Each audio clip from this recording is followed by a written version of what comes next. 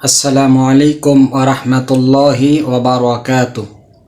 গাজীপুর কালিয়াকোট থেকে নাইম সাহেব জিজ্ঞেস করেছেন, হুজুর আমি মান্নত করেছিলাম, আমার ছেলে অসুস্থ ছিল। আমি বলেছিলাম যদি আল্লাহ তাআলা আমার ছেলেকে সুস্থতা দান করেন তাহলে আমি মসজিদে একটি গরু দিব।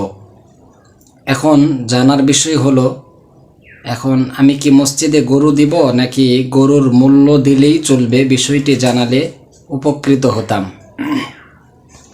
মাশাআল্লাহ ভাই, অনেক সুন্দর একটি প্রশ্ন করেছেন। হামিদা ওয়া মুসাল্লিয়া ওয়া মুসাল্লিমা আম্মা বাদ।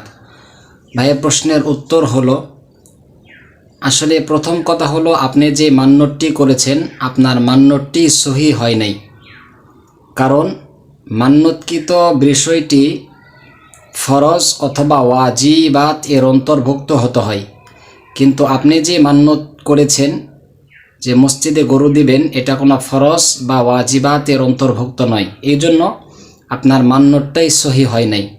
যেহেতু আপনার মান্যতটাই সহি হয় নাই, অতএব এখানে মসজিদে গরু দিবেন নাকি তার মূল্য দিবেন এটার কোনো প্রশ্নই আসে না। অতএব আপনার যেহেতু মান্যত সহি হয় নাই, আর মসজিদে আপনাকে কোনো কিছুই দিতে হবে না।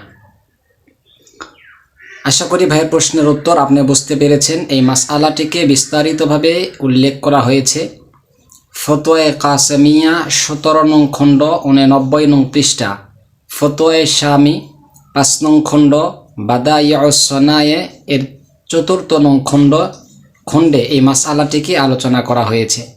আশা করি ভাইয়ের প্রশ্নের উত্তর আপনি বুঝতে পেরেছেন। আসসালামু আলাইকুম ওয়া রাহমাতুল্লাহি ওয়া বারাকাতুহু।